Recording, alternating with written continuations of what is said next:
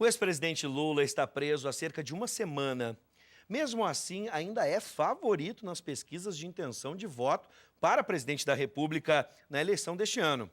Em meio a isso, o Supremo Tribunal Federal deve julgar no início do mês a possibilidade do foro privilegiado para congressistas.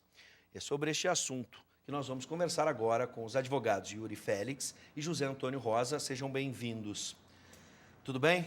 Tudo bom, Tudo Bigos? bem, Bigos. Boa noite. Vamos lá, boa noite, gente. Vamos começar por uma questão que nós temos discutido aqui em várias oportunidades no Conexão RS. O ex-presidente Lula está preso. Como fica a possibilidade dele disputar a eleição? O PT precisa mesmo pensar num plano B a partir de agora? Começo com o doutor José e depois o doutor Yuri. Bom, Bives, eu entendo que o PT, se ainda quer preservar a sua história, precisa necessariamente pensar no plano B. Eu não vejo, seria muito triste para o partido e também para a nação nós termos um candidato a presidente da República nessas condições. Tá? Inclusive está preso. Então, eu entendo que a política, a gente tem que ter alguns consensos mínimos na política. Tá? E um dos consensos mínimos é essa dignidade, essa ética mínima, né? Afinal de contas, o próprio Partido dos Trabalhadores cresceu, nasceu, surgiu, fez o seu patrimônio político em cima exatamente da ética na política.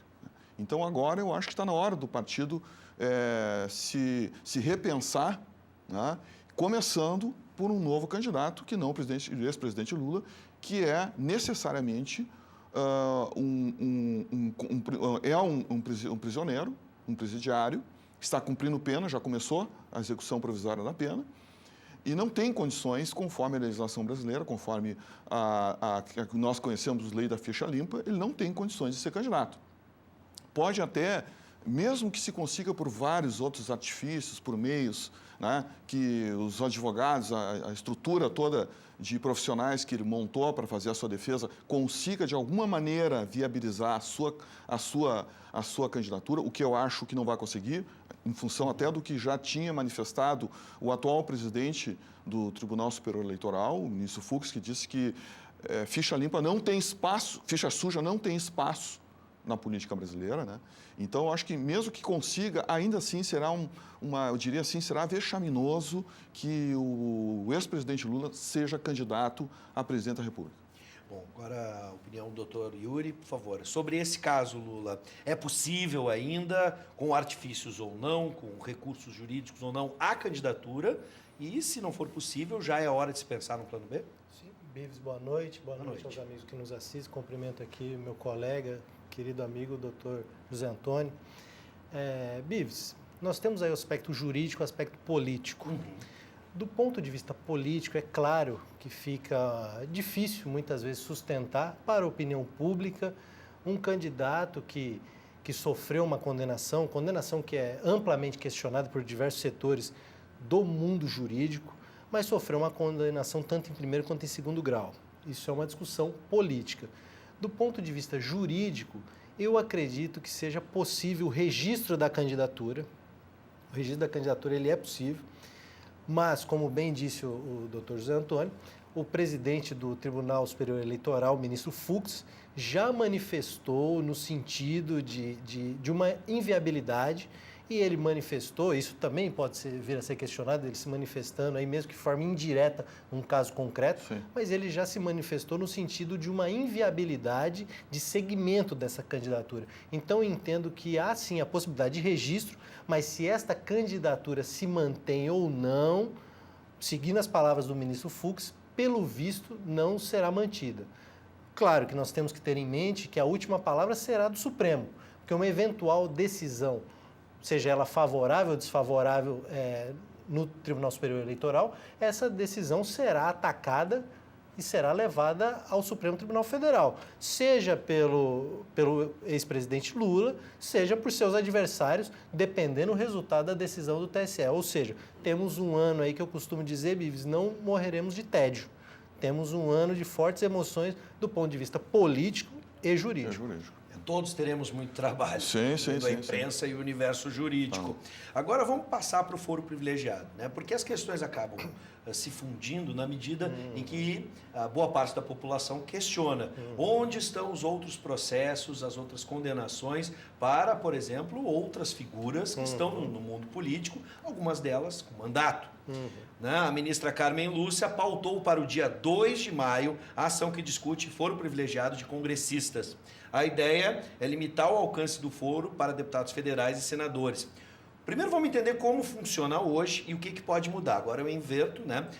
Não só para a gente fazer análise técnica, mas também se discutir se isso é benéfico, se isso é viável hoje em dia, a partir do que temos já em decisões do mundo jurídico, especialmente do STF. Vai voltar a essa questão. Hoje, como funciona e o que se pretende fazer, se isso é o suficiente hoje em dia?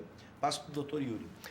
O foro, como ele funciona hoje, essa é uma opinião particular, uma opinião que tenta olhar a coisa não só pelo aspecto técnico, mas também político. Como ele funciona hoje, ele resta inviabilizado.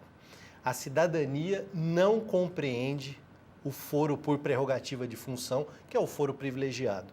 Esse nome privilegiado já soa de forma muito pejorativa, que nós chamamos por foro por prerrogativa de função, mas ele se tornou privilegiado e privilégio não cabe num país republicano, numa democracia madura. Como existe hoje o foro privilegiado, ao meu ver, ele é completamente inviável. Eu sou partidário, e essa minha opinião ela é muito polêmica, brigo muito com colegas do direito, mas eu sou partidário, tenho a posição de que o foro não deve ser completamente extinto. Nós precisamos aperfeiçoar o foro, pois da forma como ele está, digo e repito, restou inviabilizado. Sim. Apenas uma sugestão. O que a gente poderia imaginar de mudança no foro, dentro da sua perspectiva? Claro. E só deixando claro para os que nos assistem, o pessoal que não é do mundo jurídico, o foro por prerrogativa de função, foro privilegiado, ele é destinado a algumas pessoas que exercem mandato político. Essas pessoas são deputados federais, senadores, governadores. Um deputado estadual também tem foro por prerrogativa de função, o presidente da República, ministros de Estado. Então, são autoridades que exercem de forma direta ou indireta cargos eletivos. Um ministro de Estado, por exemplo, o ministro da Justiça, o ministro da Defesa, ele não foi eleito para ser ministro, mas aquele que representa o poder que o indicou foi eleito, decorre do voto popular. Então, o foro por prerrogativa de função visa, tem como aspecto esse grupo de pessoas que exercem de forma direta ou indiretamente um mandato. Ao meu ver, uma das grandes mudanças que deveria ocorrer no foro por prerrogativa de função é o seguinte: vamos pegar o exemplo de um senador ou um deputado federal. Ele tem o foro por prerrogativa de função no Supremo Tribunal Federal, no STF.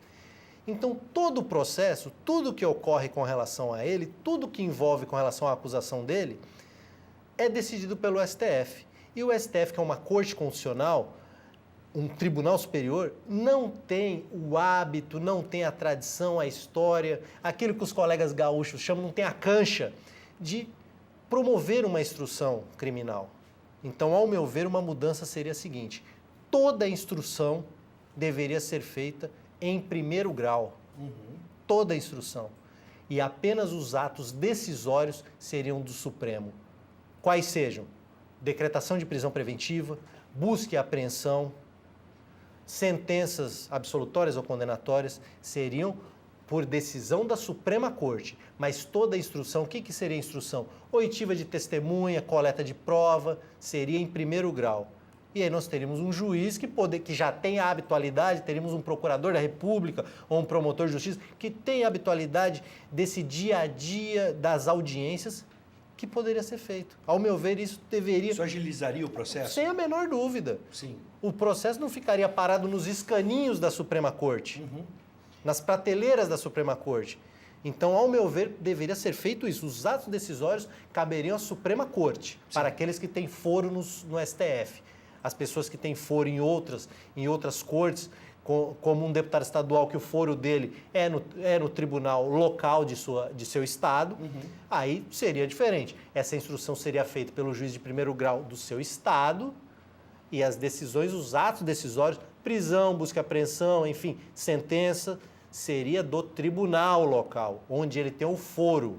Perfeito. Ao meu ver, isso agilizaria muito a administração da justiça. Quero lembrar, antes de passar para o doutor José, de que você pode participar da nossa conversa, mandando a sua opinião e também os seus questionamentos para os nossos convidados, pelo 99588-2374, 99588-2374, pelo WhatsApp, apenas mensagem de texto. Agora sim, o senhor concorda, quer completar alguma perspectiva em cima do que o doutor Yuri falou, doutor José? Bives, eu diria o seguinte, assim para os telespectadores terem uma noção do problema que nós temos na mão, o Brasil hoje tem em torno de mais de 40 mil foros privilegiados. Mais de 40 mil. Se fala em torno de 47, 48 mil casos de autoridades, de funções que têm o foro privilegiado. Alguns países, nos Estados Unidos, por exemplo, ninguém tem foro privilegiado, nem o presidente da República. Tá? Então, eu entendo que nós acabarmos com o foro privilegiado é darmos um passo em direção, eu diria, uma espécie de civilização na política. Né? Nós vamos nos tornar países civilizados dentro da política. Porque não é possível esse número de pessoas serem privilegiadas realmente, né? E serem julgadas por tribunais. E a gente sabe que, como o doutor Félix colocou, nossos tribunais superiores não têm condições, não têm estrutura, não têm até mesmo a habilidade para fazer a instrução de um processo. Mesmo sabendo que tem alguns ministros, alguns desembargadores federais que instruíram um processo, que vieram da carreira, né, e trabalharam na primeira instância, mesmo que alguns estejam nessa condição, ainda assim, né, a estrutura dos tribunais superiores não serve para atendimento nesses casos. Mas a questão fundamental não é nem essa. A questão é a seguinte, que não tem sentido nenhum, fere o princípio da igualdade, que os nossos representantes, nossos políticos, nossos representantes, a estrutura de poder brasileira tenha privilégios na hora de tratar questões envolvendo o Poder Judiciário. Especialmente quando essas questões, muitas vezes, na maioria das vezes, não têm absolutamente nada a ver com o próprio mandato. Por exemplo, as questões políticas. Então, a preservação, concordo, doutor Félix, que deve se preservar, eu acho que não deve se extinguir no Brasil o foro privilegiado. Eu entendo que o foro privilegiado deve ser mantido, por exemplo, para o chefe dos poderes, no nível federal e estadual, né? A garantia de um parlamentar de poder se manifestar plenamente sobre as questões que envolvem o seu mandato, mas se ele, por exemplo, tiver um problema de acidente de trânsito, não pode ficar adstrito a um tribunal, seja ele estadual ou federal, para ser julgado, né? Então, eu entendo que, no caso, a corte, né? Eu entendo que, nesses casos, deve ser preservado. E eu acho que aí o Brasil vai dar um salto mesmo de qualidade, né? E até mesmo porque hoje nós sabemos que tem mais de 100, só dos processos que passaram pelo juiz Moro, envolvendo a Operação Lava Jato, tem mais de 100 condenações, né? Mas políticos têm poucos presos. E esses políticos não foram presos ainda, não foram devidamente processados, nem mesmo processados, porque nós temos o foro privilegiado, né? E isso aí é um deboche com a sociedade, porque nós sabemos que muitos estão envolvidos, principalmente os grandes caciques dos grandes partidos, né?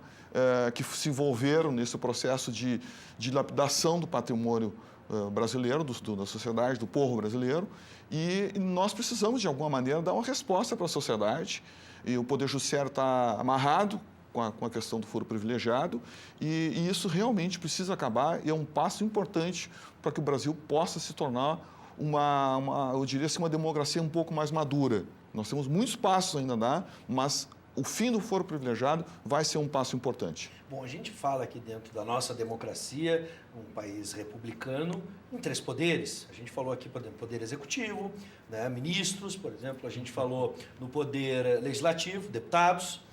E o Poder Judiciário? Essa é uma questão que algumas pessoas fazem nas ruas, né? Os juízes também têm direito a foro privilegiado? Sim. De qual instância a gente está falando? E eles também seriam atingidos por essa mudança? Todos eles têm. Começa o doutor José, depois o doutor. Todos os juízes têm foro privilegiado. Todos eles. Tá? Então, é isso que tem que mudar. Então, se o juiz, na jurisdição, ele tem que ter a proteção. Né? A proteção constitucional, a proteção legal. Mas as questões pessoais, né? Se envolver em corrupção ou num acidente de trânsito, como eu citei, não tem sentido nenhum, né, que um magistrado ou um deputado, ou seja quem for, que esteja no poder, tenha essa benesse, né, esse privilégio legal e constitucional, em alguns casos, né, para discutir as questões. E nós sabemos que isso aí é sinal de impunidade. Porque, como foi relatado, os tribunais não têm condições de fazer o processamento desses casos e esses processos se arrastam ao longo do tempo, né? E, além de se arrastarem, nós sabemos que eles, dependendo de determinados crimes, que às vezes são graves, mas que têm penas baixas, eles terminam, em muitos casos, até mesmo prescrevendo. Sim. Né? Agora mesmo, a gente teve notícia de uma série de políticos, né? Se não me engano, o Aécio, o Jucá, né? Nós tivemos alguns políticos que cometeram crimes contra o erário público, né? E penas baixas, já estão há mais de 10 anos parados os processos, sem andamento, sem conclusão, e a conclusão, a solução que foi dada foi a solução legal da prescrição. Então, nós precisamos superar essa questão. O Brasil precisa repassar essas questões, o Brasil precisa revisitar essas questões todas e dar um salto de qualidade, porque nós chegamos no limite nessas questões. Antes de passar para o doutor Yuri, vamos a um comentário do nosso amigo Noé Gomes, de São Leopoldo. Seja bem-vindo, Noé. Olá, Bives e amigos da Ubra TV. Penso que o foro privilegiado fere o artigo da Constituição Federal que diz que todos somos iguais. E durante as semanas que tivemos agora há pouco, se discutiu muito, né, o que está na Constituição, o que está escrito, e aquilo que os juízes interpretam, o que o Supremo interpreta. Né? Dentro dessa ótica, até mesmo do que está falando o nosso amigo Noé, tu mesmo já citaste, Yuri, a ideia de mudança no foro, não a extinção, mas a mudança nesse foro, agilizaria o processo. Né? O caso, por exemplo, foi citado agora de Aécio Neves, que anda com passos mais lentos e a população se pergunta, o Supremo Tribunal Federal está sobrecarregado? Vamos pegar o exemplo do Aécio, né? O que a gente pode entender, esmiuçar nesse caso, por que ele anda a passos lentos? Veja, Bives, primeira coisa, essa discussão do foro, ela acaba passando por diversos pontos, até da Constituição e do Código de Processo Penal. Se um processo chega à beira da prescrição, ao meu ver, isso não é um problema diretamente ligado ao foro, mas sim da eficiência da jurisdição. O Supremo que não deu conta, ou aquele local onde o indivíduo tem foro, que não deu conta de exercer a jurisdição. Lembrando aos colegas que nos assistem, o doutor José Antônio sabe disso, que exercer a jurisdição é dar uma decisão, seja ela condenatória ou absolutória. Não é, a justiça não é sempre eficiente só quando condena, mas quando absolve ela é ineficiente. Não, ela é eficiente quando decide, seja qual for a decisão. E, assim, existe um consenso na cidadania, até entre nós que estudamos o direito penal, enfim, o direito constitucional, que o foro, da forma como ele se constituiu no Brasil, ele tornou-se um privilégio e, usando essa palavra, com um cunho pejorativo, que não cabe para a República, para um país republicano. Mas um ponto que os colegas nos colocam e o Judiciário? Por ocasião da emenda constitucional de número 45, emenda essa que foi muito capitaneada pelo ex-ministro Márcio Tomás Bassos, buscou-se a criação de um órgão que pudesse fiscalizar e, de certo modo, controlar o sistema judiciário, a magistratura especificamente. Naquela discussão de quem vigia os vigias, né? Quem vigia os vigias? Ao meu ver, o CNJ não conseguiu cumprir a sua função idealizada. E nós criamos uma situação dentro da magistratura brasileira que muitas vezes, e de outros órgãos, como o Ministério Público, enfim, e que muitas vezes foge do controle. Eu tive a oportunidade de participar, divido isso com vocês e com os colegas que nos assistem. Eu participei de um debate, semana passada, com uma senhora que veio da Itália, e ela fez uma pergunta que eu não soube responder. Ela falou, olha, eu estava na Itália 15 dias atrás e um juiz se manifestou com relação a um caso concreto para a imprensa. No outro dia, esse juiz já estava na corregedoria e 2 dias depois ele estava afastado. O que eu vejo aqui no Brasil é juiz indo a eventos e recebendo prêmios. Por que isso acontece, doutor? Eu falei assim, olha, eu não sei por que isso acontece, eu desconfio. Mas saber realmente eu não sei. Ou seja, Bíblia, nós precisamos aperfeiçoar não somente o foro, não somente a discussão da presunção de inocência, não somente a discussão da igualdade, nós precisamos aperfeiçoar quem vigia os vigias. Nós precisamos aperfeiçoar os órgãos e os mecanismos de controle, porque não é possível que um funcionário público, seja ele o funcionário do cartório, seja ele o assessor, que tantos conhecemos, os nossos amigos assessores de desembargadores, seja ele o próprio desembargador ou juiz ou promotor, que são funcionários públicos, não é possível que um funcionário público não preste conta do seu trabalho, Bives. Isso é inadmissível numa democracia. Dá para a gente incluir nessa perspectiva, e para encerrar, deixo a pergunta final para os dois, a nossa justiça, para alguns casos, está sendo seletiva, a gente tem passos mais lentos, passos mais acelerados, em determinada decisão, o povo questiona, de um lado se diz que a justiça tem sido seletiva em alguns casos, no outro se diz, olha, são os mecanismos que estão impedindo como foro privilegiado. Podemos somar ou separar as duas questões? Não, eu vejo assim, talvez essa questão da seletividade, que tem se falado muito em função do caso do Lula. Sim. Né? Só que o Lula tem que entrar naqueles casos, naqueles mais de 100 condenados pelo juiz Sérgio Moro. Está sendo extremamente célere em todos os processos. Tá? Então não há uma seletividade. O problema é que nós temos o foro privilegiado para muitos que estavam envolvidos também no esquema e que eles têm mandato. Então fica muito complicado pegar essa gente. Né? Agora mesmo já tem pautado alguns julgamentos aí, por exemplo, da senadora Gleisi, está pautado, né? Mas já foram pautados outros processos, como o do Renan Calheiros, o senador Renan Calheiros, foi tirado de pauta e até já tem mais 7 anos Moreira da última Franco, vez. por exemplo. E assim vários. E fora todas as manobras que se fazem para tirar, para dar o foro para alguém, para ele não ser processado, porque ele está à beira de ser processado. Isso a gente pode afirmar que dentro da política brasileira o foro é usado em determinados momentos para isso, para salvar a política. É usado. Né? No conjunto todo, a justiça brasileira não é célere, não. Ela tem problemas. Né? É isso que nós temos que repensar. Mas nós temos que repensar o Brasil a partir da sua estrutura como um todo, uma estrutura de país. Porque a quantidade de processos que tem rodando no judiciário como um todo é um absurdo. Né? Mostra que o país é um país demandista, né? E essas demandas todas envolvem um conflito muito grande dentro da sociedade. Agora, o que me chama mais atenção, a grande esmagadora desses problemas aí é envolver o cidadão e o Estado. Envolvendo o cidadão e o Estado, ou o Estado contra o cidadão contra o Estado. Então, isso mostra, deixa muito evidente esse desarranjo na sociedade, tá? Que nós precisamos começar a pensar como um todo o Brasil. Tá? E pensar o Brasil como um todo precisa que se defina uma ordem social, que os nossos legisladores, que os nossos julgadores assumam o papel de mediadores e não de negociadores, tá? Que hoje nós não temos uma ordem social definida.